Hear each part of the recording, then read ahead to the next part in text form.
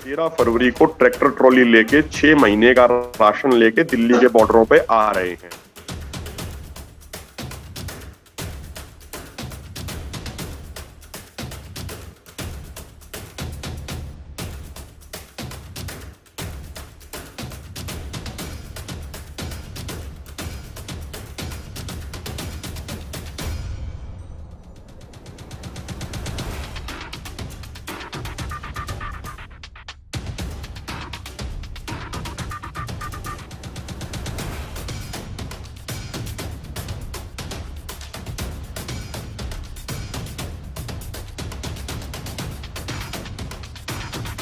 नमस्कार दोस्तों, 13 दिसंबर 2021 ये वो तारीख थी जब हजारों किसान दिल्ली की सीमाओं पर, जिन्होंने 13 महीने तक सरकार की घेराबंदी की थी, वो किसान मोदी सरकार को झुकाकर, मोदी सरकार की तपस्या को भंग करके कृषि कानूनों को वापस कराकर दिल्ली से अपने घरों तक लौटे थे। और अब 26 महीने के बाद 13 फरवरी वो तारीख किसानों ने मुकर्रर की है जब पंजाब और हरियाणा के किसान हजारों की तादाद में एक बार फिर दिल्ली कूच का नारा देकर दिल्ली आने वाले हैं। और किसानों का काफिला कई दिनों से, कहें तो कई सप्ताह से, हरियाणा के अलग अलग इलाकों में दिल्ली आने का रिहर्सल कर रहा है, तैयारी कर रहा है। किसानों की कई मांगे हैं, जिनमें वो मांगे भी, जिन मांगों को लेकर दिल्ली में किसान धरने पर बैठे थे, लंबा आंदोलन चला था। और जब आंदोलन खत्म हुआ था तो सरकार ने वादे किए थे कि उनकी मांगे पूरी की जाएगी, जिसमें किसानों की कर्जा माफी से लेकर किसानों पर जो मुकदमे हैं वो वापस लेने से लेकर एमएसपी पर कानून बनाने की गारंटी से लेकर कई और मांगे। अब वो किसान एक बार फिर जब दिल्ली आ रहे हैं, जब कई दिनों से ये चर्चा और ये खबरें आने लगी कि किसानों ने जबरदस्त लामबंदी और तैयारियां की हैं दिल्ली आने के लिए, हरियाणा और पंजाब के जिले जिले, गांव गांव में ट्रैक्टर्स घुमाए जा रहे हैं, तब सरकार की बेचैनी हुई।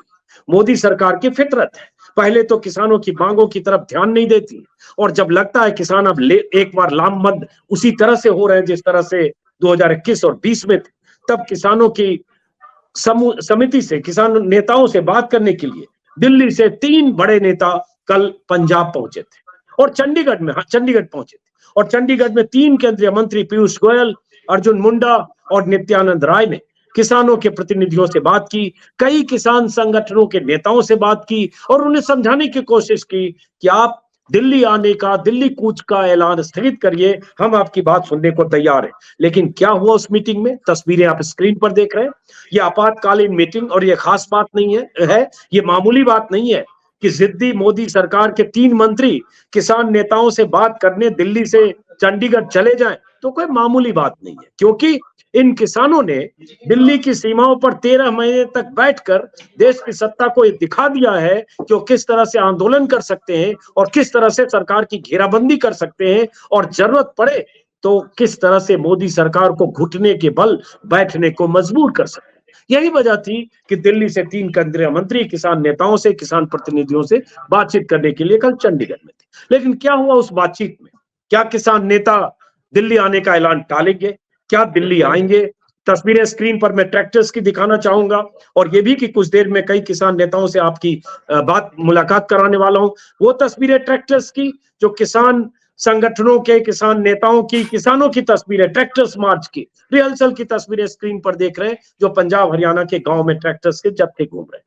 और इस बीच जब लगा हरियाणा सरकार को कि किसान एक बार फिर उसी तरह से जत्थे में दिल्ली आ सकते हैं, जंतर मंतर पहुंच सकते हैं, तो जगह जगह ये भी खबर आ रही है, नाकेबंदी की जा रही है, घेरेबंदी की तैयारी हो रही है, पुलिस की मुस्तैदी है, कुछ जगह 144 लगाया जा रहा है कि किसानों के जत्थे कहीं वाकई 13 फरवरी को उसी तरह से दिल्ली ना आ जाए जैसे 26 नवंबर को तब आए थे, जब दिल्ली में आकर उन्होंने दिल्ली को घेर लिया। हमारे साथ कुछ खास मेहमान है, स्क्रीन पर मैं चाहूंगा सबको लाया जाए। अलग अलग संगठनों के किसान नेता, पहले सबसे परिचय कराते हैं। रमनदीप को ऊपर स्क्रीन पर लाइए एक एक करके। और ये वो तमाम किसान नेता, किसान संगठन है जिन्होंने दिल्ली में जो संयुक्त मोर्चे की लड़ाई थी, संयुक्त मोर्चे की घेराबंदी थी, आंदोलन था, उसके भी हिस्सेदार थे और उस आंदोलन में भी शरीक थे। जगजीत सिंह डल्लेवाल साहब, जिन्हें पंजाब हरियाणा के तमाम लोग जानते हैं, बड़ा संगठन है उनका अपना, उसके किसान नेता है। लखविंदर सिंह औलख साहब हैं, उनका अपना किसान संगठन है। अभिमन्यु कोहाड़ है, भारतीय किसान नौजवान यूनियन के नेता है। जरनैल सिंह चहल साहब हमारे साथ है, बीकेयू खेती बचाओ उनका संगठन है। रमनदीप है और उनके साथ अमरजीत मोहरी साहब है, जिनका बीकेयू शहीद भगत सिंह किसान संगठन है। इसलिए मैंने कई संगठनों के नेताओं को आज आमंत्रित किया इस बातचीत में समझने के लिए कि ये ट्रैक्टर्स मार्च जिसकी तैयारी पंजाब हरियाणा के गांव में हो रही है, क्या ये वाकई 13 तारीख को दिल्ली ये मार्च लेकर पहुंचने वाले हैं, और अगर सरकार ने इनको रोकने के इंतजाम किए तो क्या होगा, और कल रात जो सरकार के 3 मंत्रियों से बातचीत हुई उसमें क्या हुआ। तो सबसे पहले अभिमन्यु कोहाड़ आपसे ही, कई दिनों से सुन रहे हैं, अक्सर खबरें भी पढ़ रहे हैं कि अंबाला में 144 लागू हो गया, पानीपत में, सोनीपत में, सब जगह आप लोगों को रोकने के इंतजाम है, क्योंकि सबको लग रहा है सरकार को कहीं किसान आंदोलन पार्ट 2 उसी तरह का ना हो जाए। और यही वजह है कि आपके कूच को रोकने के लिए या कूच से परेशान होकर या आशंकित होकर दिल्ली सरकार, केंद्र सरकार के मंत्री वहां पहुंचे। तो क्या कुछ हुआ उस मीटिंग में? पहले तो मीटिंग की बात, और उसके बाद फिर बांग और आपकी तैयारियों पर। पहले क्या हुआ कल मीटिंग में, क्यों ऐसा लगा कि दिल्ली सरकार के 3 मंत्री सीधे वहां पहुंच गए?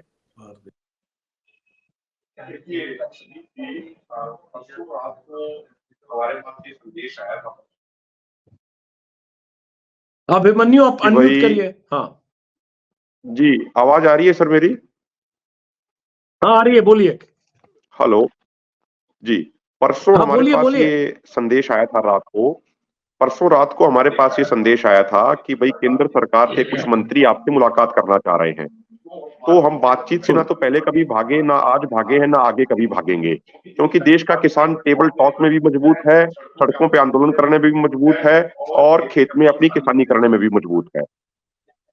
तो कल 6 बजे चंडीगढ़ के मैक्सिप इंस्टीट्यूट में बातचीत हुई, जिसमें केंद्र सरकार की तरफ से माननीय मंत्री पीयूष गोयल जी, अर्जुन मुंडा जी, नित्यानंद राय जी और पंजाब के मुख्यमंत्री माननीय भगवंत मान जी मौजूद रहे, और कृषि मंत्रालय के कई सेक्रेटरीज लेवल के थे और बाकी पुलिस के आला अधिकारी थे। तो हमने वहां पे एक एक करके तमाम अपनी 12 डिमांड्स पे हमने एक एक करके विस्तार से बताया, चाहे वो किसानों की कर्ज मुक्ति की मांग हो, चाहे वो एमएसपी गारंटी कानून बनाने की बात हो, चाहे वो स्वामीनाथन आयोग की रिपोर्ट लागू कराने की बात हो। और हमने सरकार को ये कहा कि ये हमारी कोई नई डिमांड्स नहीं है, ये वो कमिटमेंट्स हैं जो मोदी सरकार ने अलग अलग समय पर किसानों के साथ करी थी। फॉर एग्जाम्पल 2011-12 में जब माननीय प्रधानमंत्री जी मुख्यमंत्री होते थे गुजरात के और कंज्यूमर अफेयर कमेटी के चेयरमैन थे, तो उन्होंने ही रिकमेंडेशन भेजी थी उस समय के प्रधानमंत्री माननीय डॉक्टर मनमोहन सिंह जी को कि डॉक्टर साहब खाली एमएसपी घोषित करने से कुछ नहीं होता, एमएसपी पे गारंटी बननी चाहिए। तो फैक्ट्स के साथ 12 की 12 डिमांड्स पे मंत्रियों के साथ बातचीत हुई। तो मंत्रियों ने कहा कि भाई ये बड़े गंभीर मुद्दे हैं और हमें अपने अन्य मंत्रालयों से भी बात करनी पड़ेगी, हमें हायर जो मिनिस्टर्स हैं उनसे भी बात करनी पड़ेगी, तो हमें कुछ समय चाहिए। तो हमने उनको कहा कि देखिए 12 तारीख की शाम तक का समय है सरकार का और 13 तारीख का समय है देश के लाखों किसानों का। तो 12 तारीख तक जो सरकार को करना है, सरकार यदि हमारी सारी मांगे पूरी कर देती है तो फिर हमें कोई दिल्ली कूच करने का कोई शौक नहीं है, लेकिन यदि हमारी मांगे पूरी नहीं होती हैं तो हर कीमत पर हर सूरत में दिल्ली कूच हो रहा है। और 13 फरवरी को हजारों की संख्या में हरियाणा से, पंजाब से, वेस्टर्न यूपी से ट्रैक्टर ट्रॉली दिल्ली की तरफ कूच करेंगे। पिछली बार से भी ज्यादा ताकत के साथ कूच करेंगे। अजीत जी, अगर बात करें हरियाणा की, तो हरियाणा में 30 तारीख से ही अंबाला में ट्रैक्टर मार्च शुरू हुए, कुरुक्षेत्र में ट्रैक्टर मार्च शुरू हुए, 2 तारीख को फतेहाबाद में बहुत बड़ा ट्रैक्टर मार्च हुआ, 3 तारीख को हिसार के नारनौंद में बहुत बड़ी रैली हुई, 4 तारीख को कैथल में बड़ी मीटिंग हुई, 7 तारीख को सिरसा में बहुत बड़ी ट्रैक्टर मार्च हुआ, उससे पहले सोनीपत पानीपत के गोहाना में बड़ी महापंचायत हो चुकी है। तो देश के किसान अब की बार आर पार की लड़ाई का मूड बना चुके हैं। सरकार के पास 2 ही ऑप्शन है, या तो सरकार हमारी बातों को मान ले, नहीं तो सरकार जो अत्याचार करेगी उसको हम सहेंगे। और मैं आपको यहाँ पे एक चीज बता दूं कि हमने कल बोला भी मंत्रिमंडल को, मंत्रियों को, कि एक तरफ तो आप ये कह रहे हैं कि बातचीत के दरवाजे खुले रहने चाहिए, लेकिन दूसरी तरफ हरियाणा पुलिस ज्यादती कर रही है। हरियाणा में किसान नेताओं के घरों पे नोटिस भेजे जा रहे हैं अजीत जी, जिन नोटिसों में लिखा है कि आपकी प्रॉपर्टी की कुर्की की जाएगी, आपके खाते सीज किए जाएंगे, महिलाओं को, बच्चों से बदतमीजी करी जा रही है हरियाणा पुलिस के द्वारा। और इसके अलावा पेट्रोल पंपों को नोटिस दे दिए गए हैं कि आपको किसी भी किसान के ट्रैक्टर में डीजल नहीं डालना है। गांव गांव में सरपंचों पे दबाव डाला जा रहा है कि आप लिखित में दो कि आपका गांव से कोई भी आदमी आंदोलन में नहीं जाएगा। तो ये तो खुलेआम तानाशाही की जा रही है। सरकार एक तरीके से, हरियाणा सरकार गुंडागर्दी पे उतर आई है। मैं इस शब्द का इस्तेमाल करना चाहता हूं। अब देखिए, पिछले 1 महीने से फ्रांस में, इंग्लैंड में, आपके जर्मनी में, बेल्जियम में आंदोलन हो रहे हैं। लाखों किसान वहां पे ट्रैक्टर लेके सड़कों पे हैं, लेकिन वहां पे तो किसी सरकार ने उनके ऊपर एक पानी की बूंद तक नहीं फेंकी। लेकिन यहाँ पे सरकार धमकी दे रही है, हम प्रॉपर्टी सीज करेंगे, आपके खाते सीज करेंगे। अब मैं एक बात अंत में ये कह दूं, अजीत जी, हरियाणा सरकार को स्पष्ट कर देना चाहते हैं कि ना तो हम कुर्की से डरने वाले हैं, ना हम अपने खाते सीज होने वाले से डरने वाले हैं। क्या करोगे हमारे खाते सीज करके? 7-8 हजार रुपए, उसको चाहे कल सीज कर लेना, चाहे उसको आज सीज कर लो, हमें इन बातों से कोई फर्क नहीं पड़ेगा। देश के किसान आंदोलन लड़ने के लिए 13 फरवरी को दिल्ली जा रहे हैं। डल्लेवाल साहब, ये बताइए कि जैसे कह रहे हैं कि किसान दिल्ली आ रहे हैं, पंजाब हरियाणा में अभी मान रहा हूं ज्यादा तैयारी सब जगह वही दिख रही है, लेकिन अगर मोदी सरकार के 3 मंत्रियों ने, पीयूष गोयल जो मोदी सरकार के सीनियर मोस्ट और पावरफुल मंत्रियों में से एक है, जाहिर है वो वहां गए तो प्रधानमंत्री मोदी ने ही उन्हें भेजा होगा। अर्जुन मुंडा और नित्यानंद राय जैसे मंत्री वहां गए। अगर इन मंत्रियों से 3 घंटे तक बात हुई और उसके बाद भी अगर आज कह रहे हैं कि उसके बाद भी हमारा कॉल जो है दिल्ली आने का, दिल्ली कूच करने का, वो ऐसे कायम है, तो इसकी वजह क्या? आपको इंतजार करना चाहिए 3 दिन, 4 दिन, 5 दिन, 6 दिन और उसके बाद देखिए। लेकिन आप क्यों इन मंत्रियों की बैठक के बाद भी दिल्ली आने पर आमादा है, कूच करने पर? आने दिया जाएगा कि नहीं अभी कोई नहीं जानता। हो सकता है वहां आपको रोक दिया जाए, 12 तारीख को चलने ही ना दिया जाए। देखिए अजीत जी, जो आपने सवाल किया कि आप बैठक के बाद भी क्यों ये कह रहे हैं, सबसे पहली तो बात है कि बैठक हुई है, उसमें मांग थोड़ी मानी गई है हमारी कोई। अगर सरकार हमारी मांगों को मान लेती तो हम ये कहते कि ये हम दिल्ली नहीं जाएंगे। अगर सरकार ने हमारी मांगों के ऊपर सहमति नहीं दी, सरकार तो अगर दूसरी तरफ देखें, देखिए एक तरफ तो ये चला रही है कि हम आपके साथ बातचीत कर रहे हैं, और दूसरी तरफ जैसे अभिमन्यु ने बताया, हरियाणा के अंदर लोगों को डराया जा रहा है, धमकाया जा रहा है। पेट्रोल पंपों वालों के खिलाफ उनको ये कहा जा रहा है कि ट्रैक्टरों में तेल मत डालो, उनको नोटिस निकाले जा रहे हैं। तो इससे पता चलता है कि ये जो मीटिंगें हो रही हैं, ये केवल नाम की मीटिंगें नजर आ रही है मुझे। सरकार की सीरियसनेस कहीं पर भी नजर। हाँ, ये होता अगर सरकार इधर हमारे साथ बातचीत करती, उधर हमारे किसानों को परेशान ना करती, तो हम सोचते कि सरकार हमारी मांगों के ऊपर कुछ सीरियस है। लेकिन अभी तक मुझे कुछ सीरियस नजर नहीं आ रही। तो जब सीरियस होगी तब देखेंगे। तो इसके लिए वो तो एक सवाल डल्लेवाल साहब, एक सवाल उसके बाद बाकी लोगों से, कैसे आएंगे दिल्ली? मैं ये पूछना चाह रहा हूं, क्या तैयारी और कैसे आएंगे? पिछली बार आप लोग जब आ रहे थे 26-25 नवंबर को, रास्ते में जब वो आंदोलन हुआ था 2020 को जब आए थे, तो रास्ते में रोका गया आपको। 2020 को ही आए थे ना शायद, रोका गया, टीयर गैस, वाटर कैनन सब कुछ हुआ, लेकिन आप जैसे तैसे सब लोग आ गए दिल्ली, हजारों किसान। लेकिन अब केंद्र सरकार ने देख लिया कि ये लोग दिल्ली आ गए और दिल्ली में डट गए। इस बार तो उनको पहले से पता है, तो तैयारियों की खबरें आ रही है कि पुलिस प्रशासन ने इस बार ज्यादा मुस्तैदी दिखाई है। तो क्या फिर किसी तरह के टकराव के लिए आप तैयार है? भाई 12 तारीख को आप शंभू बॉर्डर या जहां भी होगा निकलने नहीं देगी सरकार, वहां हरियाणा की और केंद्र सरकार की फोर्सेज। अंजुम जी, देखिए दिल्ली हमारी राजधानी है, और हमारे माननीय प्रधानमंत्री जी बार बार ये कहते हैं कि वर्ल्ड का सबसे बढ़िया लोकतंत्र भारत है। अगर भारत लोकतंत्र है तो सभी को आंदोलन करने की अनुमति देनी चाहिए ना। ये कौन सा तरीका है कि किसानों को दिल्ली नहीं आने देना? रास्ते में रोकने के लिए इतना कुछ करने की जरूरत क्या पड़ी है? हमारी मांग नहीं है ये कोई, ये हमारे साथ अलग अलग आंदोलनों में मानी जा चुकी मांगों है। हमारे साथ कमिटमेंट्स हुई हैं, उन कमिटमेंट्स को पूरा करवाने के लिए तो हमारी जरूरत है इस समय कि हम सरकार के पास जाकर उनको बताएं, ठीक है हमने मांग पत्र दे दिया। सरकार अगर सीरियस हो तो उनको ये करना चाहिए कि ठीक है भाई, हमारी अभी कोई, हम चल तो नहीं पड़े, हम तो अभी तो घर पे बैठे हैं, किसान तैयारी में जुटे हुए हैं, लेकिन सरकार उतना समय रहते हमारी मांगों के ऊपर हमारे सीरियसनेस दिखाती हुई हमारी मांगों को मान ले, नहीं जाएंगे। नहीं तो अगर हमारे साथ की हुई कमिटमेंट्स को वो मानने को तैयार नहीं, हम वहां याद दिलाना जा रहे हैं, वहां जाने नहीं देने के लिए तैयार है। और यहाँ तक कि लोकतंत्र की बात करते हैं, यहाँ के हर एक नागरिक को प्रोटेस्ट करने का राइट होता है, वो नहीं करने देंगे, फिर तो भाई ये लोकतंत्र थोड़ी हुआ, तो डिक्टेटरशिप हुआ। प्रोटेस्ट का राइट का मतलब ये नहीं ना, वो कहेंगे आप सैकड़ों ट्रैक्टर लेकर दिल्ली पर में आ जाएंगे और आप करें जंतर मंतर कूच करेंगे, जंतर मंतर पहुंचेंगे, तो प्रोटेस्ट नहीं हुआ ना। फिर दिल्ली की व्यवस्था है, कैसे सैकड़ों हजारों ट्रैक्टर लेकर किसान दिल्ली आ जाएंगे, तो वो रोकेंगे ही आपको। देखिए हमारा दिल्ली आना, दिल्ली में हमारा घर तो नहीं है। हम 2 महीने हो गया अंजुम जी, हम इनको वो बातें छोड़कर गए कि ये बातें हमारी मानकर इनको पूरा कर दो।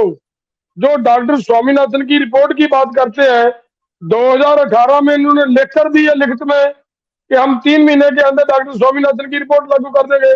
आज तक वो सब, और अब जब हम घर पे बैठे हैं, सरकार को हम देख नहीं रहे, तो हमें अपने आप को दिखाने के लिए दिल्ली आने की तैयारी कर रहे हैं। दिल्ली हमारा घर नहीं है, खाना भी खाना है, हमने रात को सोना भी है, बैठना भी है।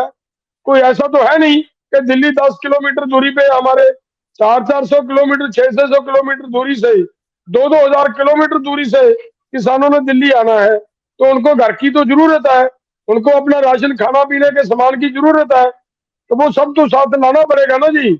अगर सब साथ लाते हैं, हमारे पास कौन सा और साधन है? ट्रैक्टर हमारा साधन है, ट्रैक्टर पे हम आ रहे हैं, हम कौन सा गलत काम कर रहे हैं जी? ये तो सरकार की, अगर सरकार को ये लगता है तो हमें नहीं आने देना चाहती, तो हमारी मांगे अनाउंस कर दे सरकार, हम अपने घर पे बैठ जाएंगे। हमारी क्या इंटरेस्ट है हमें कि हमने दिल्ली के अंदर जरूर आना है?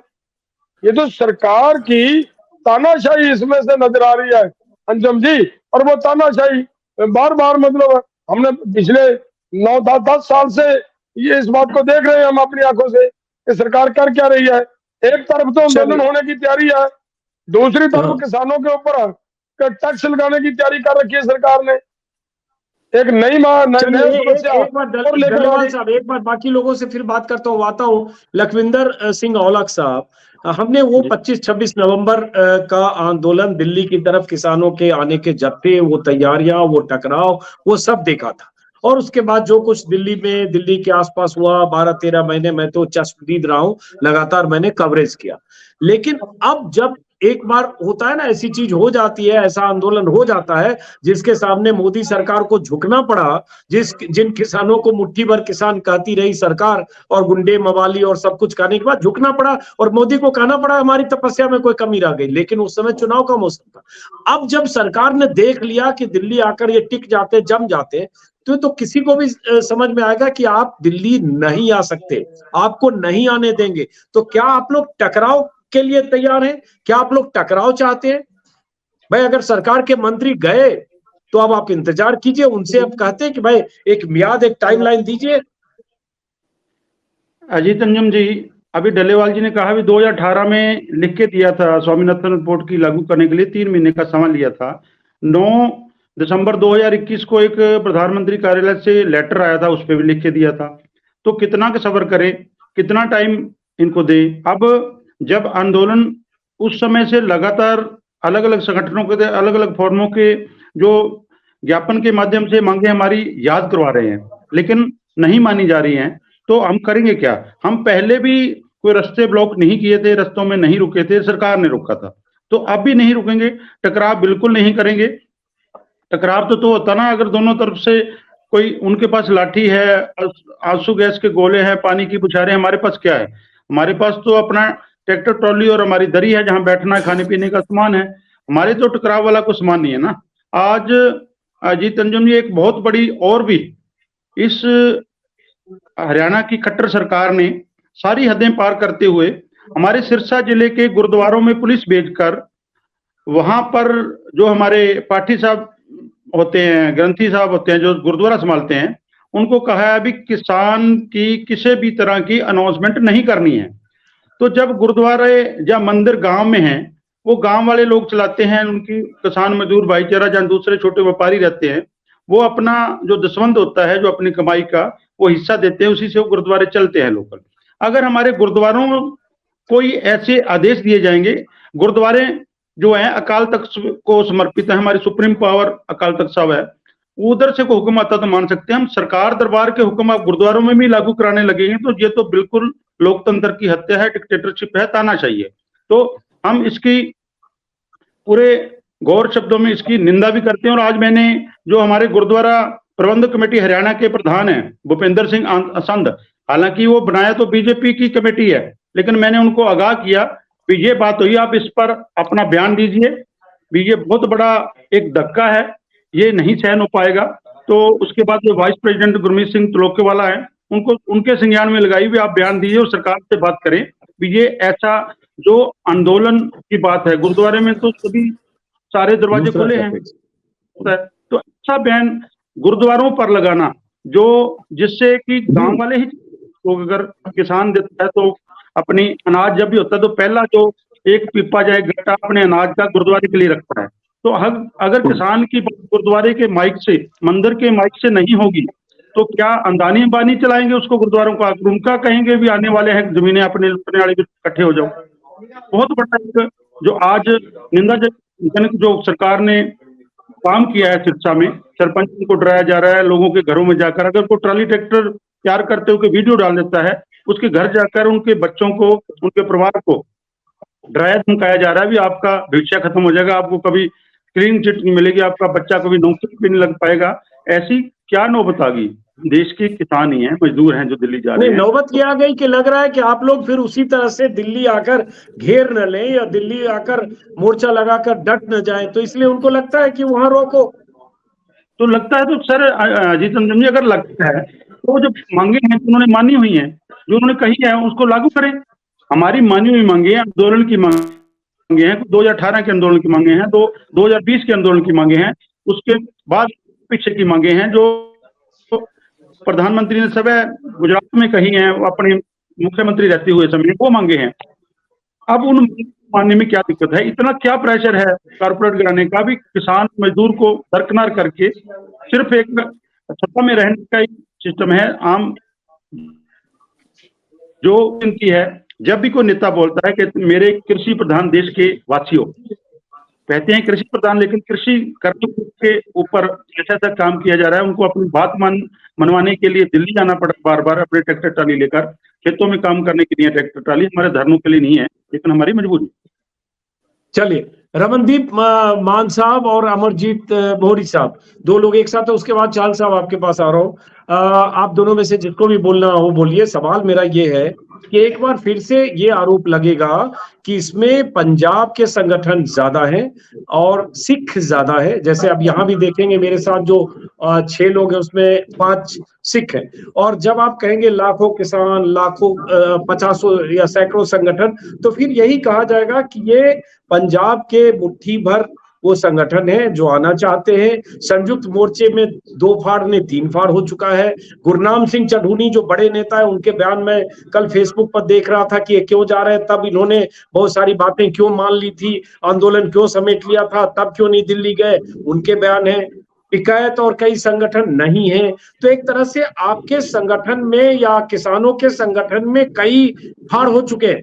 तो फिर ये बात आएगी ना कि ये कुछ लोग हैं जो फिर से मांग लेकर दिल्ली आना चाहते हैं, इनके पीछे कुछ ताकत है। रमनदीप मान साहब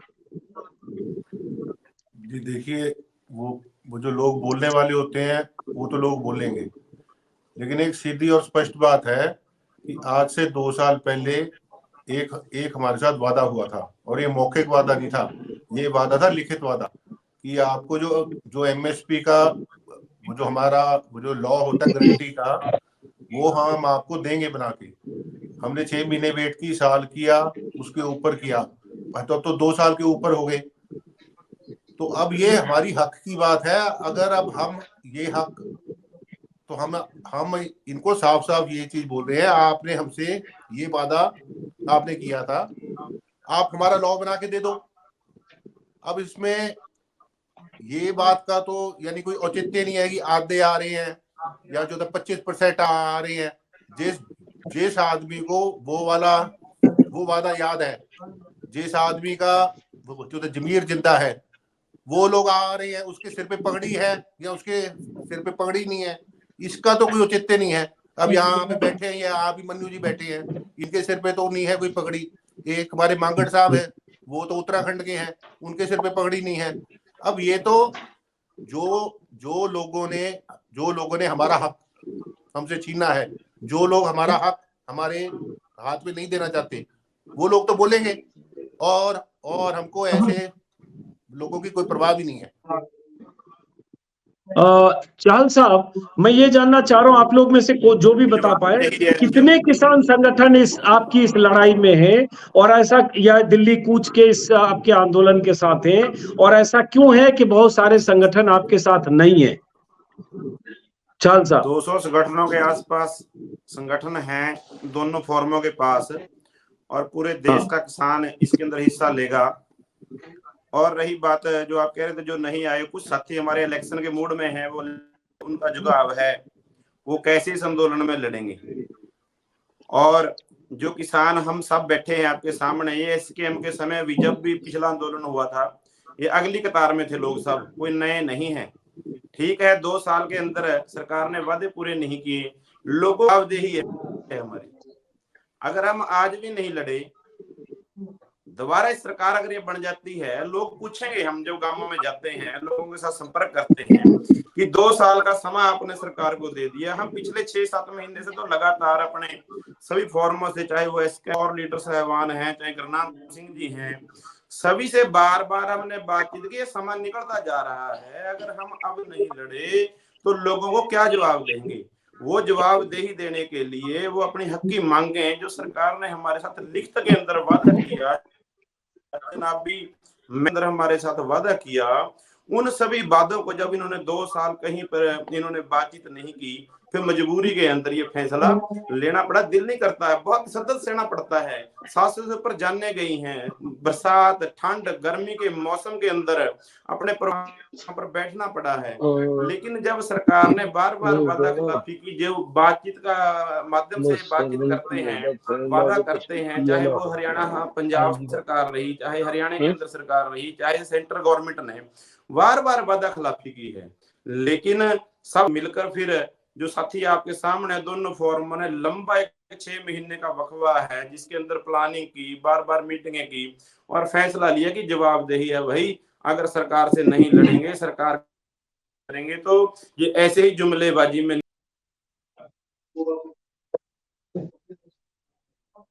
चलिए, डिस्कनेक्ट हुए, दोबारा जोड़ेंगे।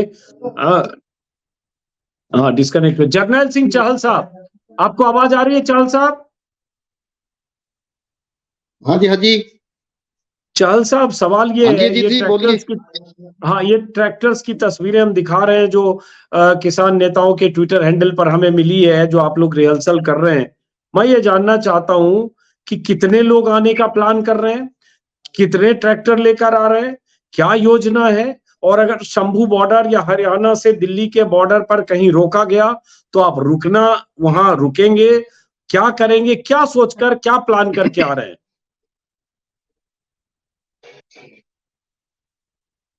अजीत जी, हम बिल्कुल शांतिपूर्वक आंदोलन करने आ रहे हैं।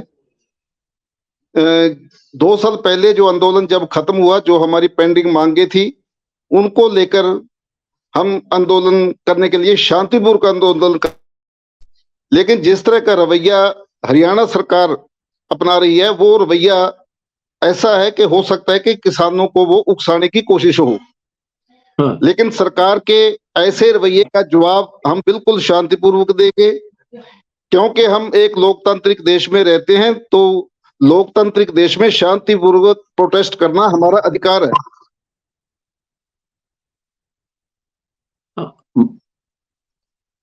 आपको आवाज आ रही है? बोलिए, बोलिए, पूरी बात कीजिए। डीएसपी। हाँ जी सर। जी जी, आपकी बात हो गई पूरी? आवाज आ रही है क्या मेरी? हाँ जी, आ रही है, बोलिए। नहीं, मेरी आ रही है? हाँ जी, आ रही है, बोलिए। हाँ, तो जिस तरह का रवैया हरियाणा सरकार अपना रही है, किसान न तो किसी भी तरह के रवैये से डरने वाला है और न कभी डरा है और न उनके उकसावे में आने वाला है। हालांकि सरकार का रवैया बिल्कुल ठीक नहीं है। और दूसरी बात जो आपने इससे पहले सवाल किया था कि पगड़ी वाले लोग ज्यादा इस आंदोलन में शामिल हैं। देखिए, क्योंकि जो आंदोलन है वो नॉर्थ में हो रहा है, उसका जो पॉइंट है वो नॉर्थ में है, इसलिए यहाँ पर तो पगड़ी वाले ज्यादा मिलेंगी। लेकिन इसके साथ ही कर्नाटक से हमारे बहुत बड़े नेता हैं, शांता कुमार जी, तमिलनाडु से, केरल से, उड़ीसा से, तेलंगाना से, बिहार से, सभी जगह इस आंदोलन के पक्ष में किसान महापंचायतें हो चुकी हैं। गुजरात में भी हो चुकी है, मध्य प्रदेश में भी हो चुकी है। तो वहां से तो पगड़ी वाले लोग नहीं आएंगे, वहां से तो सभी वो दूसरे लोग जो किसान हैं। असल में ये किसी पगड़ी की लड़ाई नहीं है, ये किसान की लड़ाई है और पूरे हिंदुस्तान के किसान की लड़ाई है और पूरे हिंदुस्तान से लोग इसमें शामिल होने के लिए आएंगे। हाँ ठीक है, सरकार हमारे ऊपर जैसे मर्जी आरोप लगाए, पिछले आंदोलन में भी हमें खालिस्तानी भी बोलती थी और भी पता नहीं क्या क्या बोलती थी, पाकिस्तान के सहायता मिल रही है, बाहर से सहायता मिल रही है, राजनीतिक है, ऐसा सब कुछ बोल रही थी। तीसरी बात, इस आंदोलन में आपने बोला कि किसान संगठन सभी नहीं आ रहे हैं। देखिए, इस आंदोलन में स्वामीनाथन आयोग की रिपोर्ट के जितने भी किसान संगठन पक्ष में है वो लगातार इस आंदोलन से जुड़ रहे हैं। लेकिन कुछ संगठन अपने राजनीतिक एजेंडे पर चल रहे हैं या अपनी विचारधारा का प्रसार करने के लिए जो है वो काम कर रहे हैं, या वो स्वामीनाथन आयोग की रिपोर्ट के पक्ष में नहीं है, वो इस आंदोलन में शामिल नहीं है। बाकी पूरे हिंदुस्तान का जो किसान है, जो ऑर्गेनाइजेशन है, वो इस आंदोलन के साथ जुड़ रही है। धन्यवाद। अभिमन्यु कुहाड़ साहब, ये बताइए, मैंने पिछली बार भी पूछा था जब मैंने शायद 2 सप्ताह पहले आप लोगों से बात की थी कि एक बड़ा सवाल ये उठता है कि इतना बड़ा मोर्चा बना था, संयुक्त मोर्चा, जिसमें 36 ऐसे संगठन थे जिसके नाम हम लोगों के पास उस समय थे, लेकिन उस मोर्चे में भी कहा गया कि बहुत सारे राज्यों की वैसी नुमाइंदगी नहीं थी। आंदोलन बहुत बड़ा था, सरकार को घुटने टेकने को मजबूर किया, ये अलग बात है, और कृषि कानून वापस हुए जो आप लोगों की मांग थी। अब जो ये आंदोलन हो रहा है, ये पंजाब और हरियाणा के बहुत सारे हिस्सों में है, लेकिन बहुत सारे किसान संगठन जो संयुक्त मोर्चे का हिस्सा थे वो संगठन नहीं है। मैं नाम ले रहा हूं, उसमें वही संयुक्त मोर्चा के जो संगठन थे जिनका जिक्र किया, वो चाहे गुरनाम सिंह चढ़ूनी हो, चाहे और संगठन हो, चाहे इधर के राकेश टिकैत और उन लोगों के संगठन। तो इस बार ये कितने संगठन और ये संयुक्त मोर्चा जो था उससे अलग किस तरह के संगठनों का ये आंदोलन है? देखिए अजीत जी, मैं एक बात स्पष्ट कर दूं कि नेताओं से आंदोलन नहीं होते, आंदोलनों से नेता होते हैं। और हम तो ये कहते हैं, जो हम नुमाइंदे आज आपके सामने बैठे हैं, समाज ने हमें बनाया है, हमने समाज को खड़ा नहीं किया। जब इस दुनिया में हम नहीं थे तब भी आंदोलन होते थे, इस दुनिया में जब हम नहीं रहेंगे तब भी आंदोलन होंगे। हकों की आवाज उठाने वाले लोग हमेशा समाज में जिंदा रहते हैं। और एक बात मैं आपको स्पष्ट कर दूं, देखिए पूरे देश से, जैसे चहल साहब ने बताया कि तमाम राज्यों में पंचायतें हुई हैं, उसके अलावा अजीत जी एक बात और बता दूं मैं, आजादी का आंदोलन था, ये तो ऑन रिकॉर्ड है। आजादी के आंदोलन में जितने लोग फांसी के फंदों पर झूले देश को आजाद कराने के लिए, उसमें से अकेले 92% संयुक्त पंजाब से थे। तो ये माटी जो है, ये माटी कभी भी गुलामी स्वीकार नहीं करती, चाहे मुगल आए हो, चाहे अंग्रेज आए हो, चाहे ये जो आज के जो सत्ता में लोग बैठे हैं पिछले 77 सालों से, जो लगातार किसानों के खिलाफ नीतियां बना रहे हैं, उनकी भी गलत नीतियां हम स्वीकार नहीं करेंगे। बेशक सर क्यों ना सर कटा लेंगे, लेकिन गलत नीतियों को स्वीकार नहीं करेंगे। और जहां तक बात रही 4-5 दिन का इंतजार करने की, अजीत जी पिछले 77 सालों से इंतजार ही तो कर रहे हैं, और कर क्या रहे हैं? कर्मचारियों के इतने आयोग लागू हो गए। हमारा तो एक आयोग आया था 2006-7 में, ना तो पहले वो कांग्रेस वालों ने लागू किया 2014 तक, 14 से 24 आ गया, ना वो बीजेपी वालों ने लागू किया। तो हमारी तो बात कोई कर ही नहीं रहा, हमारी बात तो कोई सुन ही नहीं रहा है, तो कितना इंतजार करें? इंतजार करते करते देश के 20 लाख किसानों ने और खेती मजदूरों ने आत्महत्या कर ली। उनके भी तो बच्चे हैं, उनकी भी तो चिंता करनी पड़ेगी। सरकार और कितने और लोगों की हत्या कराना चाहती है, सरकार और कितने लोगों को मारना चाहती है। तो ये सब्र का बांध अब टूट गया है, अब पानी सर से ऊपर जा चुका है अजीत जी।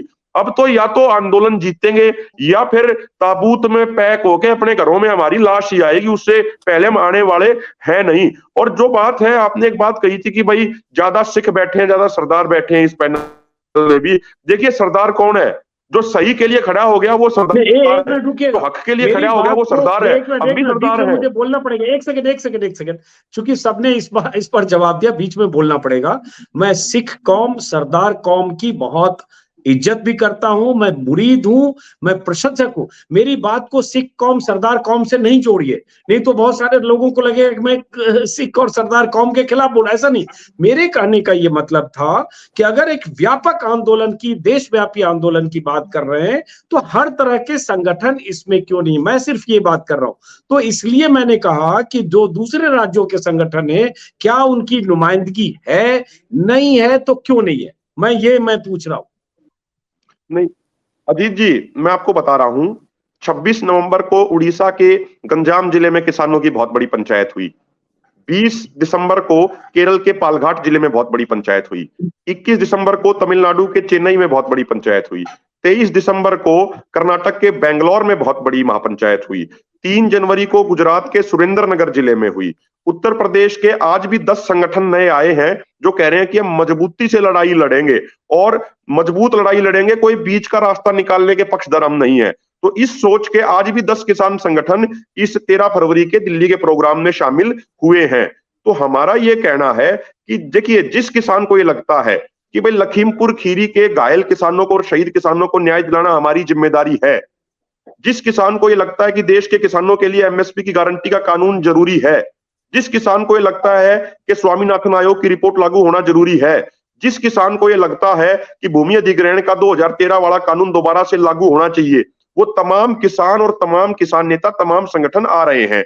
अंत में एक बात कहना चाह रहा हूं अजीत जी, देखिए भाजपा वाले एक नारा देते हैं कि एक देश एक कानून होना चाहिए। हमने कल मीटिंग में भी पूछा कि भाई 2013 में देश के किसानों ने कुर्बानी दे के एक भूमि अधिग्रहण का कानून बनवाया, 1894 का अंग्रेजों वाला कानून बदलवाया और 2013 के कानून में नियम थे कि कोई भी जमीन एक्वायरमेंट होने से पहले किसानों की 70 से 80% सहमति लेनी पड़ेगी। सहमति लेने के बाद कलेक्टरेट से 4 गुना प्लस ब्याज मुआवजे के तौर पे देना पड़ेगा।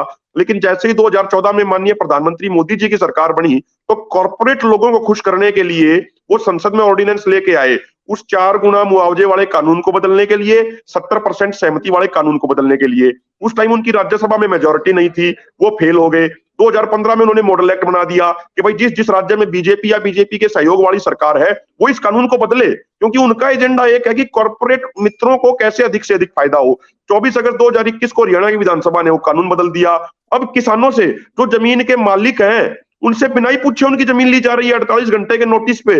तो ये तो एक तरीके की तानाशाही है। अरे भाई जमीन का मालिक मैं हूं, मान लीजिए मेरा कोई भी सामान है, कोई बिस्किट का पैकेट है, अगर उसका मैन्युफैक्चरर मैं हूं तो मेरे से तो पूछ के ही लिया जाएगा ना। लेकिन किसान की जमीन बिना पूछे ली जा रही है, तो अब कहां गया इनका एक देश एक कानून? अब 2013 वाला कानून इन्होंने क्यों बदल दिया? सरकार ने एक वादा किया था अजीत जी, जब आंदोलन खत्म हो रहा था पिछली बार, कि लखीमपुर खीरी के घायल किसानों को 10-10 लाख का मुआवजा मिलेगा।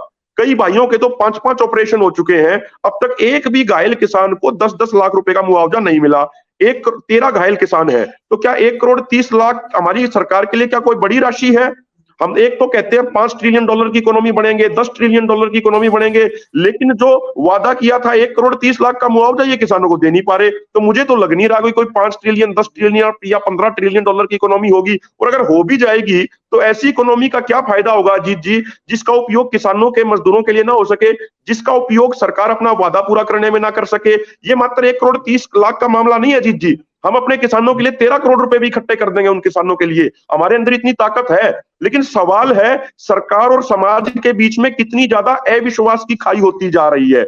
मतलब एक जो प्रॉमिस किया उससे भी भाग रहे हैं। और कभी कॉर्पोरेट ने, अजीत जी बिल्कुल एक लास्ट लाइन बोल रहा हूं, हम किसान लगातार साल में 365 दिन आंदोलन करते हैं, सड़कों पे लट खाते हैं, लेकिन हमारी कर्ज माफी हो नहीं रही। लेकिन कॉर्पोरेट घरानों ने कभी धरना तक नहीं दिया, कॉर्पोरेट घरानों ने कभी मांग तक नहीं करी। उसके बावजूद 2014 से लेकर 2022 तक उनका 14,56,226 करोड़ रुपए एनपीए कर दिया गया। तो उनका तो बिना मांग किए हुए ही माफ कर दिया गया। हम लट खा रहे हैं, सरकार की गलत नीतियों के कारण कर्जदार हो रहे हैं, जो हमें उचित भाव नहीं मिल रहे उसके कारण हम कर्जदार हुए। अभी ओईसीडी की रिपोर्ट आ गई ना 36 देशों की, कि अकेले साल 2022 में जिस एमएसपी का वादा सरकार ने किसानों के साथ किया, वो एमएसपी ना देने के कारण और अचानक से फसलों के एक्सपोर्ट पे रोक लगाने के कारण हमें 14 लाख करोड़ का घाटा हुआ है। तो सरकार की गलत नीतियों से हम घाटे में गए।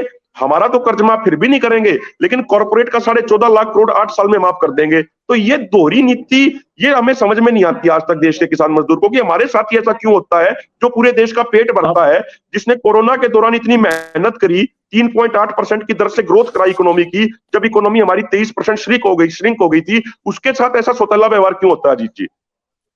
अब एक सवाल, उसके बाद मैं बाकी लोगों के पास फिर वापस डल्लेवाल साहब के पास जाऊंगा। मैं फिर वही पूछ रहा हूं कि जब आप लोगों की कल कितने घंटे में, कितनी देर मीटिंग चली कल चंडीगढ़ में मोदी सरकार के 3 मंत्रियों पीयूष गोयल, अर्जुन मुंडा और नित्यानंद राय के साथ? 2-3 घंटे अजीत जी 2.5 से 2.5-3 घंटे तक वो मीटिंग चली थी। उसमें कौन कौन लोग थे आप लोगों की तरफ से? अभी डल्लेवाल साहब की तस्वीर दिख रही है, आप भी थे, और कौन कौन लोग थे? देखिए, आदरणीय जगजीत सिंह डल्लेवाल जी थे, मैं था उस मीटिंग में, आदरणीय रमनदीप सिंह मान जी थे, जरनैल सिंह चहल जी थे, सुखजीत सिंह जी थे, सुखजिंदर सिंह खोसा जी थे, सरवण सिंह पंदेर जी थे, और इसके अलावा बीकेयू एकता आजाद जो एक बड़ा संगठन है उसके भी नुमाइंदे थे, बीकेयू क्रांतिकारी उसके भी नुमाइंदे थे, उत्तराखंड से गुरमनीत सिंह मांगट भी थे, प्रोग्रेसिव फार्मर फ्रंट से। तो हमारे दोनों फोरम से मिला के 10 आदमी थे टोटल।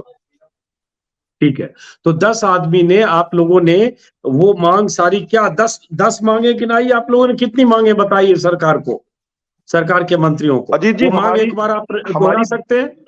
उन मांगों की लिस्ट आपके पास है, एक बार दोहराइए, फिर समझे कि उन लोगों ने क्या कहा और आगे की बात समझे। मांगे दोहरा सकते हैं अभिमन्यु आप? जी, मैं आपको मांगे दोहरा देता हूं। देखिए, जो हमारी पहली मांग है अजीत जी, वो ये है कि देश के किसानों के लिए एमएसपी पर फसलों की खरीद की गारंटी का कानून बनाया जाए, और वो एमएसपी स्वामीनाथन आयोग के C2+50% फार्मूले के अनुसार होना चाहिए। हमारी दूसरी मांग है कि देश के तमाम किसानों का, मजदूरों का पूर्ण कर्ज माफ किया जाए, क्योंकि ये हमारे ऊपर कर्जा सरकार हुआ है, हमारी कोई कमी नहीं रही है। हमारी तीसरी मांग है कि भूमि अधिग्रहण 2013 के कानून को दोबारा से लागू किया जाए, जिसमें किसानों की 70 से 80% सहमति लेने का प्रावधान है, और किसानों को कलेक्टर रेट से 4 गुना प्लस ब्याज मुआवजा देने का प्रावधान है। भारत सरकार विश्व व्यापार संगठन यानी WTO से बाहर आए, तमाम मुक्त व्यापार समझौतों पर रोक लगाई जाए, किसान और खेत मजदूरों को पेंशन दी जाए, दिल्ली आंदोलन के दौरान शहीद हुए किसानों को मुआवजा एवं परिवार के एक सदस्य को सरकारी नौकरी दी जाए, और जो मुकदमे दर्ज हुए थे उस समय, वो तमाम मुकदमे वापस लिए जाए। विद्युत संशोधन विधेयक 2020 को रद्द किया जाए। मनरेगा के तहत प्रति वर्ष 200 दिन का रोजगार, 700 रुपए का मजदूरी भत्ता एवं मनरेगा को खेती के साथ जोड़ा जाए। नकली बीज, कीटनाशक दवाइयों एवं खाद बनाने वाली कंपनियों पर सख्त दंड और जुर्माने लगाने के प्रावधान तय किए जाएं, एवं बीजों की गुणवत्ता में सुधार लाए जाए। मिर्च, हल्दी एवं अन्य मसालों के लिए राष्ट्रीय आयोग का गठन किया जाए, और लास्ट पॉइंट, संविधान की 5वीं सूची को लागू किया जाए, एवं जल जंगल जमीन पर आदिवासियों के अधिकार सुनिश्चित करके कंपनियों द्वारा आदिवासियों की जमीन की लूट करी जाए। ठीक है, तो ये लिस्ट, वैसे मेरे पास भी ये 12-10 मांगों की लिस्ट है। अब बात आती है कि ये मांगे इतनी बड़ी है कि ये सरकार, इनमें या तो आप लोग मेंटली प्रिपेयर है कि कुछ निगोशिएशन होगा, नहीं तो ये सारी मांगे सरकार मान ही नहीं सकती है। आप सरकार को जानते हैं, सरकार की जिद को जानते हैं, और बहुत सारी इसमें टेक्निकल एस्पेक्ट भी होंगे सरकार के पॉइंट ऑफ व्यू से। तो ये आप पेंशन की भी बात आप कर रहे हैं कि किसान मजदूरों को पेंशन की बात कर रहे हैं, और बहुत सारी चीजें इसमें जिसपे सरकार आसानी से नहीं मानेगी मांग आपकी। फिर उसके बाद देखिए अजीत जी, मैं आपकी मांग गलत है ये नहीं कर रहा हूं, मैं सरकार की नियत और प्रवृत्ति कर रहा हूं, फितरत कर रहा हूं। तो देखिए अजीत जी, हम तो पहले से ही ऐलान कर चुके हैं कि 13 फरवरी को ट्रैक्टर ट्रॉली लेके 6 महीने का राशन लेके दिल्ली के बॉर्डरों पे आ रहे हैं। अब सरकार मानेगी या नहीं मानेगी, अगर सरकार नहीं मानती तो हमारा आंदोलन जारी रहेगा, और अगर हमारी मांग नहीं मानी जाएंगी तो जो ये आगामी चुनाव आ रहे हैं, लोकसभा और विधानसभा इलेक्शन है, हरियाणा में विधानसभा इलेक्शन है, सीधे तौर पे सरकार को बहुत भारी नुकसान होने वाला है। क्योंकि जो सरकार किसानों की खिलाफत करेगी तो किसानों की भी तो जिम्मेदारी बनती है ना, टाइम आने पे उस सरकार की उसी रेशो में, उसे दुगनी रेशो में उनकी खिलाफत करें।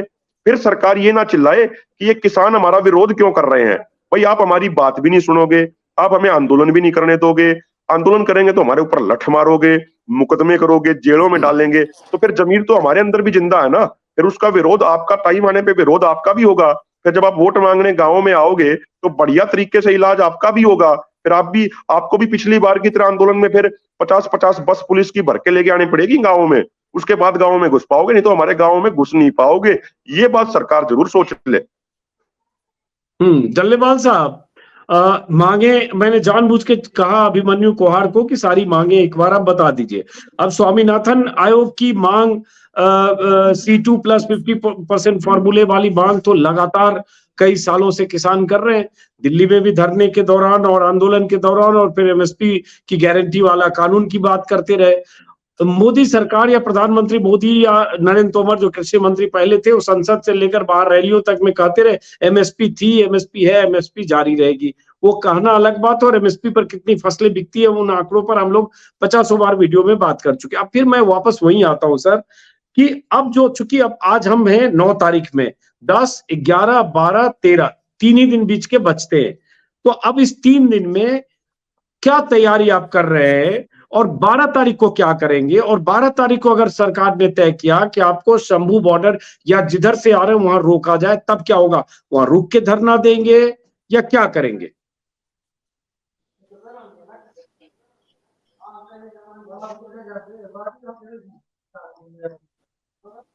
माइक अनम्यूट करें डल्लेवाल साहब की। हमारे साथियों ने भी ये बात क्लियर की है कि हमारा किसी के साथ डिस्प्यूट करना, झगड़ा करना तो हमारा कोई लक्ष्य नहीं है। लेकिन ये बात जरूर समझने वाली है कि हमारे साथ ये सब कमिटमेंट्स है सरकार की हुई कमिटमेंट्स के साथ भी अगर सरकार हमारे साथ बात नहीं करना चाहेगी तो फिर तो हमें तो दिल्ली आना पड़ेगा। दिल्ली कैसे आएंगे? पूरी तरह शांति रहेंगे। सरकार क्या करना चाहती है ये सरकार के ऊपर डिपेंड करता है। सरकार हमें पीटना चाहती है, सरकार हमारे ऊपर गोली चलाना चाहती है, सरकार कितना हमारा ये सब्र परखना चाहती है, ये सरकार के ऊपर डिपेंड करता है। लेकिन हमारा निशाना किसी तरह का भी कोई शांति भंग करने का नहीं है। हम शांतिपूर्वक ढंग से सरकार का हर एक जुल्म का सामना करेंगे, कुछ ऐसा नहीं करेंगे हम, हमारी शांति कायम रहेगी। जो आपने बात कही थी कि हमारी तैयारियां कितनी हैं, देखिए मुझे जो लग रहा है कि पंजाब से तैयारियां बहुत जबरदस्त हो चुकी हैं। हरियाणा की अगर मैं बात करूं, हरियाणा के अंदर जब पिछली बार हमने आंदोलन किया, हरियाणा के किसानों की बहुत कम तैयारियां थी, लेकिन वो एक दिन में तैयार हुए थे। अब हरियाणा के किसान, हमारे के हरियाणा के मजदूर लगभग 1.5 महीने से तैयारी कर चुके हैं। जगह जगह से आवाज आ रही है। हमारे साथ आपके पे जो प्रधान है इनके, आज 4 प्रधान मुखिया की हमारे साथ टेलीफोन के ऊपर बात हुई कि हम आपके साथ हैं। आज हमारे साथ यहाँ आकर गुरदासपुर में यूपी से 10 संगठन आए जो जिन्होंने हमें हमारा समर्थन दिया, और पंजाब का एक और संगठन आज इन्होंने मुझे बुलाया और बुलाकर उन्होंने हमें समर्थन देने की बात की। मेरा कहने का मतलब ये है कि पिछली बार कर्नाटका से कितने लोग आए थे, इस बार हजारों लोग कर्नाटका से आ रहे हैं। केरला से कितने ऐसे इस बार आ रहे हैं। बिहार से कितने लोग आए थे, अब कितने आ रहे हैं। वो ताकत पहले से ज्यादा, कई गुना ज्यादा ताकत से लोग आंदोलन में आने की तैयारी कर चुके हैं और बीच में रोक रहा हूं, हमारी ये तैयारी हो चुकी है। बीच में रोक रहा हूं। जैसे राकेश टिकैत का संगठन इस आपकी लड़ाई में क्यों नहीं है? गुरनाम सिंह चढ़ूनी क्यों नहीं है? हरियाणा के बड़े नेता हैं। राज्यपाल का संगठन क्यों नहीं है? उग्रहा का संगठन है या नहीं है? और ऐसे बहुत सारे, दर्शन पाल का संगठन क्यों नहीं है? अगर नहीं है तो ऐसे बहुत सारे संगठन उन नेताओं को जो संयुक्त मोर्चे की बैठकों में सरकार के साथ 13 या 14 दौर की बैठकों में शामिल थे, वो सारे क्यों बिखर गए? और ये संगठन इस आंदोलन में भी आप लोग उनको क्यों नहीं जोड़ पा रहे? देखिए, सबसे पहले ये बात जो आपने अब मेरे से पूछा है, यही सवाल अभी अभिमन्यु से पूछ चुके हो आप, और मैं उस बात को दोहरा देता हूँ। हमारा आंदोलन हमारी मांगों को लेकर है, हमारे साथ की हुई कमिटमेंट्स को लेकर है।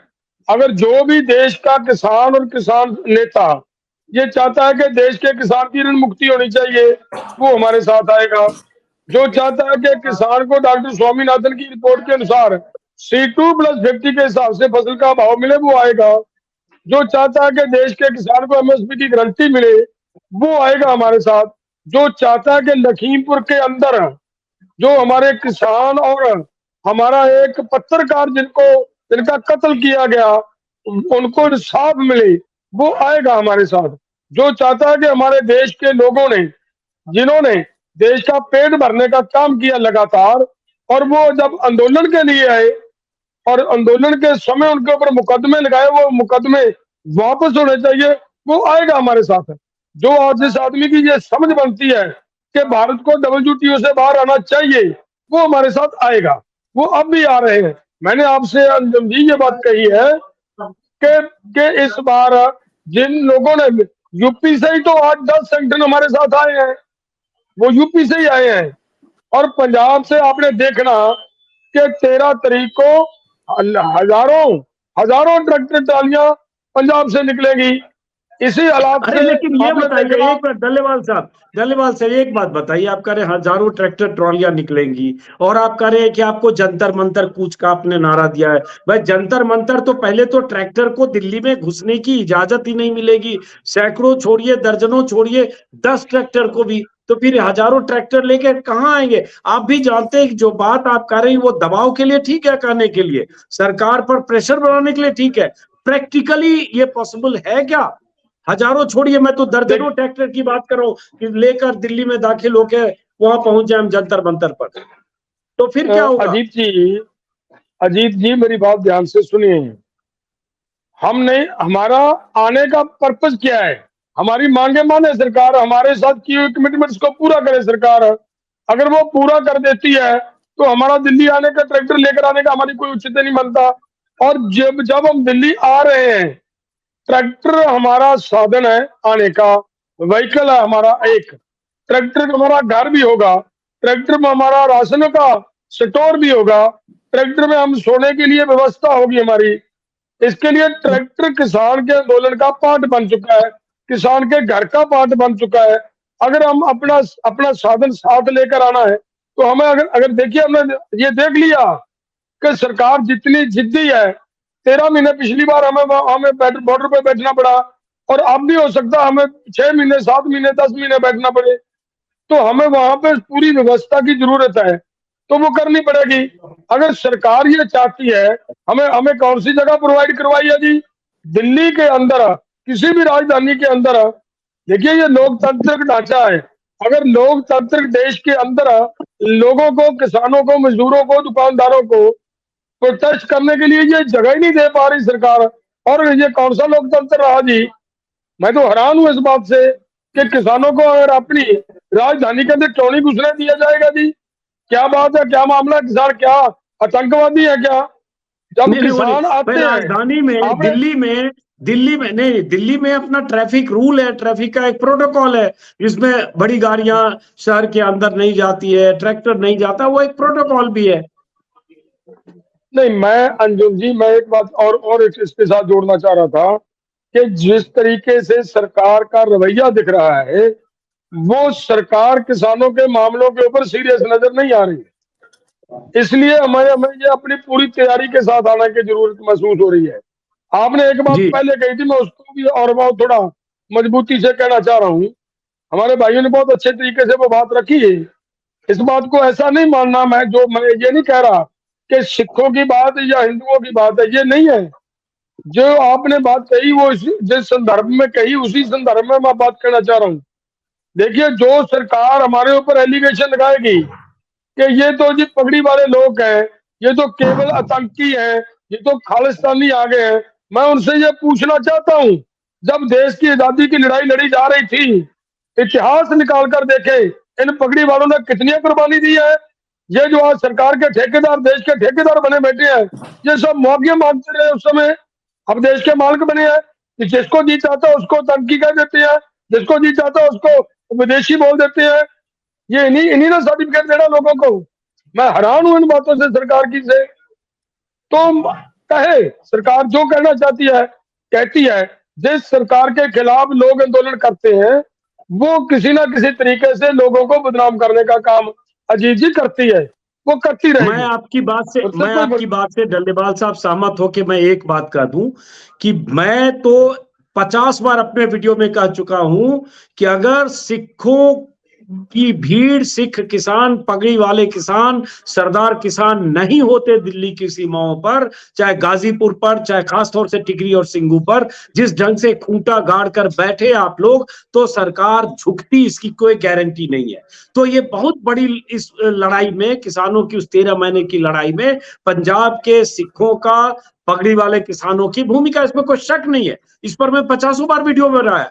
और देखिए, सिखों को अपनी देशभक्ति और देश के लिए जो किया उसको बताने की जरूरत नहीं है, वो गुरुओं का इतिहास है। और आज भी फौज में, आर्मी में, हमारी सरहदों पर, हमारी सीमाओं पर जितने सिख बटालियन में लोग हैं, सिख जितने सरदार हैं, वो कहने की जरूरत नहीं। मेरा सिर्फ इतना था कि ये कहा जाएगा कि ये पंजाब और हरियाणा के कुछ ऐसे संगठन है, मैं सिर्फ उस पक्ष में कह रहा था। वो वापस आते हैं रमनदीप मान और अमरजीत कोहरी साहब, माफ करें, मोहरी साहब, कि जो बात मेरी समझ में आ रही है, जब सरकार के मंत्री अगर वहां पहुंच गए चंडीगढ़, 3 मंत्री बात करने, इसका मतलब सरकार में भी कुछ पैनिक बटन दबा। वरना जिस सरकार के मंत्री ने, जिस सरकार ने किसानों से 26 जनवरी 2021 की घटना थी, हाँ 2021 की घटना के बाद बातचीत करने के लिए 1 साल बंद कर दिया, संवाद के सारे दरवाजे बंद कर दिए, उस सरकार के 3 मंत्री आप लोगों से बात करने चंडीगढ़ चले जाते हैं, उसमें पीयूष गोयल जैसे सीनियर मंत्री। इसका मतलब सरकार को चिंता हुई कि कहीं वाकई नहीं ये दिल्ली पहुंच जाए, क्योंकि ऐसी तस्वीरें वहां से आ रही हैं। अब मैं फिर कह रहा हूं कि अगर शंभू बॉर्डर पर, या जिस, पहले आप बताएं किधर से आएंगे, हम आएंगे शंभू बॉर्डर से। कहां से? मैं अंबाला से हूँ। हम तो अंबाला हाईवे से आप लोग आएंगे, फिर वही टिकरी बॉर्डर होते हुए या सिंगू बॉर्डर होते हुए? सिंगू बॉर्डर आएंगे। हाँ, जो साथी खनौरी पटना से आएंगे वो टिकरी बॉर्डर आएंगे, और डब्बा वाली वाले साथी भी टिकरी बॉर्डर पर आएंगे। तो पिछली बार जब आप कह रहे हैं, एक सेकंड, इसी का काउंटर कर दो। पिछली बार जब आप लोग आए थे तो आपको सिंगू बॉर्डर, टिकरी बॉर्डर पर रोका गया। उस समय ये भी हो गया, कहा गया कि आप लोग वो जगह खाली करके, अमित शाह की तरफ से कहा गया, एक मैदान दिया गया, आप लोग वहां शिफ्ट हो जाए। आप लोगों ने कहा कि नहीं, हम यहीं रहेंगे, क्योंकि सरकार हमें किसी एरिया में कन्फाइन करके हमारे आंदोलन को कमजोर करना चाहती है। इस बार उन्हें अंदेशा पहले से है कि ये चल न पड़े, इसीलिए दिल्ली से ये 300 किलोमीटर यहाँ के 3 मंत्री पहुंच गए चंडीगढ़। तो ये तो अंदेशा आपको भी होगा, अनुमान, कि सरकार अंबाला में आप चलेंगे तो अंबाला रोकेगी, कुरुक्षेत्र चलेंगे कुरुक्षेत्र रोकेगी, जालंधर, लुधियाना, गुरदासपुर, जहां से चलेंगे वहीं रोकेगी सरकार। तो फिर मैं ये पूछ रहा हूं कि फिर क्या आप वहां जहां रोका जाएगा वहां रुकेंगे, या क्या उसके बाद प्लान है? हमारा प्लान सीधा दिल्ली जाने का है अंजुम जी। वो हमारे ट्रैक्टर रोक सकती है, हम पैदल आ जाएंगे। पैदल का रास्ता तो नहीं रोक सकती, ट्रैक्टर ट्रैलियां वहीं खड़ा देंगे, फिर हम अपने राशन के पद में देख लेंगे। लेकिन अपने आंदोलन को अंजाम देने के लिए सरकार का जो बटन दबा है, आपने बिल्कुल सही कहा है। आंदोलन जो पब्लिक की आवाज है वो आंदोलन करने की है, लीडरशिप इसमें मैंने नहीं रखती। पहले वैसे थे, जब आंदोलन शुरू हुआ था उन्होंने कानूनों के बारे में कहा था, कानून बड़े अच्छे हैं, लेकिन 1 महीने के बाद आंदोलन में आना पड़ा। कुछ साथियों ने आंदोलन की कॉल दी थी, वो बैकफुट पर चले गए थे। लेकिन पिछला आंदोलन भी पब्लिक की समझ के मुताबिक लड़ा गया, चाहे वो टिकरी बैठे, चाहे वो सिंगू बॉर्डर पर बैठे, वो लीडरशिप का डिसीजन नहीं था, पब्लिक का था। और आज भी जो आंदोलन शुरू किया गया है, जो ग्राउंड के ऊपर लोगों की आवाज है, 2 साल के अंदर लंबे समय के बाद सरकार ने वादा खिलाफी बार बार की है, ये लोगों की सोच आंदोलन है। और जब लोग सोच बना लेते हैं, फिर उसमें सरकारें झुकती हैं, पब्लिक की हमेशा जीत होती है।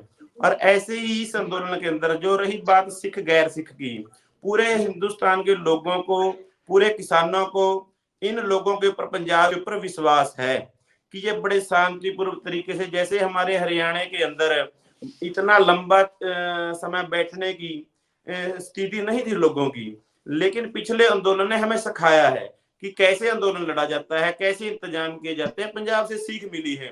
वह देश पंजाब की तरफ देख रहा है और जो लोगों ने पहले भी अगुवाई की है, ऐसे ही पंजाब के लोगों ने अब की बार अगुवाई करनी है। और पूरे देश के लोग, पूरे देश के संगठन, सैकड़ों नहीं हजारों संगठन किसानों के और मजदूरों के और आदिवासियों के आपको देखने को मिलेंगे। वो शायद आपको 13 तारीख को सुबह ही इन हरियाणा पंजाब के बॉर्डरों पर सभी साथी मिलेंगे। ये तो विश्वास है इन लोगों ने, पंजाब के लोगों के ऊपर पूरे देश का विश्वास है, साउथ के लोगों का भी और पूर्व के लोगों का भी, क्योंकि ये लड़ाई पंजाब हरियाणा की नहीं है। ये जो एमएसपी गारंटी का कानून है पूरे देश के किसान का है। 6% खरीद करती है सरकार, सिर्फ 6% किसानों की, लेकिन ये 100% किसानों की लड़ाई है। हमने पिछले आंदोलन में अपनी एमएसपी अपने किसान तक पहुंचाने में, हम भी एमएसपी है क्या, मिलती क्यों नहीं है, कहाँ मिलेगी और कैसे मिलेगी, कितना बेनिफिट है। पंजाब हरियाणा में तो मिलती भी है, पंजाब हरियाणा के किसानों की खरीद भी होती है। यूपी बिहार का तो बुरा हाल है। मध्य प्रदेश में घूम चुका हूँ, बाजरा और जो धान के किसान मंडी में लेकर वो 500 रुपए कम में बेच रहे हैं। हाँ, वो ही तो बताना है। हमारे पंजाब हरियाणा के अंदर पानी की कमी आ जाएगी अगर 23 फसलों के ऊपर, जो सरकार कहती है, वैसे तो हमारी डिमांड है सभी फसलों के ऊपर, चाहे मसाले हो, दूध हो, मांस हो, मच्छी हो, भी चाहिए, हमारी डिमांड है। लेकिन अगर जो सरकार के मुताबिक 23 फसलें हैं, अगर उनके ऊपर हमें एमएसपी मिलती है तो हरियाणा पंजाब में धान लगाने की जरूरत नहीं रहेगी। पानी की बचत होगी, सॉइल जो खराब हो गई है पेस्टिसाइड डालकर वो बचेगी। हमारा मानना है अगर 23 फसलों का पंजाब के अंदर पानी की बचत होगी, हम अपनी आने वाली नस्लों को जैसी जमीन और पानी हमें मिला था, हम अपने अगली पुश्तों को देने में कामयाब रहेंगे। और पूरे देश के अंदर जहां पानी ज्यादा है, चाहे वो महाराष्ट्र के अंदर है, बिहार के अंदर है, यूपी के अंदर है, वहां के साथी धान और गेहूं उगाएंगे, उनको देगा। यार ये जो अपने देश की अर्थव्यवस्था है, हम जो किसान है, जो पूरे देश का मान लो रोजगार है, 48-47% रोजगार हमारी किसानी से है। वो चाहे आड़ती है, चाहे सेलर है, चाहे आटा मिल है, चाहे उसके अंदर फैक्ट्री है, चाहे उसके अंदर 46-47% के आसपास सरकार के आंकड़े के हम रोजगार देते हैं। अगर इसको एमएसपी मिल जाती है किसान को, थोड़ा सरकार को अगर दे दे, ख्याल करें इनका, इंपोर्ट एक्सपोर्ट की नीतियां किसान के हक में बना दें। ठीक है, कारपोरेट के लिए काम कर रही हैं, लेकिन ये 1 घंटा भी हमारे किसानों और मजदूरों के बारे में सोच लें तो इस देश की अर्थव्यवस्था, इस देश की दशा सिर्फ और सिर्फ एमएसपी गारंटी का कानून बनकर ही बदल सकती है। और मैं बता देना भी चाहता हूं, जहां किसान 500 रुपये धान और अपना गेहूं बेचता है, वहां पर कंज्यूमर को ऐसा नहीं है भी वहां 500 रुपये कम मिलता है। वहां भी ये जो व्यापारी लोग हैं उनको तो एमएसपी के हिसाब से ही देते हैं। जो मुनाफा किसान को मिलना चाहिए था वो कॉर्पोरेट घरानों को दी। हमारी मंडी खत्म कर एमएसपी खत्म कर जो हमारी मांग है, पूरी अवाम की मांग है, चाहे वो उसमें कंज्यूमर है, चाहे उसमें व्यापारी वर्ग है, चाहे दुकानदार है, ये अकेला किसान की लड़ाई नहीं है। अगर ये सिर्फ सरकार की मंशा क्या है, सिर्फ 2% लोगों को ही फायदा पहुंचाना है। और इनका जो मंशा है 75 साल से सरकारों की, कॉर्पोरेट घरानों को कम से कम रेट के ऊपर जमीनें उपलब्ध कराना और उन जमीनों के ऊपर वो खेती करें, वो फैक्ट्री लगाएं और पूरी अवाम को उनका कम से कम रेट के ऊपर उपलब्ध कराना इन सरकारों की प्राथमिकता रही है। लेकिन ठीक है, मैं समझ गया, बदलेंगे और अपने हक जो टेबल के ऊपर इन लोगों ने टेबल के ऊपर कल भी माने कि हाँ आपकी बात सही है, 6000 रुपया दे दिया आप सरकार के मुताबिक, हमें 21,000 रुपये घाटा है जो इनकी सरकार हैं, और 1 एकड़ के लिए किसान को 22,000 रुपये इनके मुताबिक हमारा नुकसान है, मानते हैं वो टेबल पर। चलिए सुनिए, लेकिन समझ गया आपकी बात, समझ गया, क्योंकि वक्त की कमी है। लेकिन अब किसान जागरूक है, इसका पूरा हम अपने किसानों को मिल इकट्ठा होकर और जो 13 तारीख को ये बनाएंगे खालिस्तानी या कुछ, वो सभी धारणाओं को हम तोड़ेंगे। आपके सामने है, दिल्ली के अंदर पहुंचेंगे, सब पूरा देश मिलकर ये आंदोलन लड़ेगा। वक्त की कमी है। इस बीच ये भी हुआ कि आज एमएस स्वामीनाथन को भारत रत्न देने का ऐलान किया। तो सवाल ये है कि एमएस स्वामीनाथन को तो भारत रत्न दे रहे हो और स्वामीनाथन ने जो रिपोर्ट अपनी बनाई, सिफारिश है, उसको लागू नहीं कर रहे। तो ये तो सरकार का दो मुंहापन है सबसे बड़ा, कि जिसकी वजह से स्वामीनाथन की रेस्पेक्ट किसान करते हैं कि उन्होंने एक ऐसी सिफारिश की जिससे उनको फसलों की पर्याप्त कीमत मिले। वो सिफारिश ठंडे बस्ते में, नारे हैं एमएसपी जारी है, जारी थी, जारी रहेगी, और उनको भारत रत्न दे रहे। तो ये तो सरकार का दो मुंहापन है। फिलहाल आप सभी मेहमानों का बहुत बहुत शुक्रिया। हमारी भी नजर होगी और आप लोग ये भी देखें कि कोई ऐसी स्थिति ना हो कि सरकार से टकराव की स्थिति हो, क्योंकि अगर टकराव होता है तो हिंसा होती है, हिंसा होता है तो जान माल का नुकसान होता है। हम यही सचेत भी करेंगे, आगाह भी करेंगे, उम्मीद भी करेंगे कि ऐसी कोई नौबत ना आए। फिलहाल आप सभी किसानों का, किसान नेताओं का बहुत बहुत शुक्रिया। हो सकता है कि किन्हीं को कम बात करने का मौका मिला होगा, वक्त की कमी है, उनसे सबसे मैं माफी चाहूंगा। नमस्कार।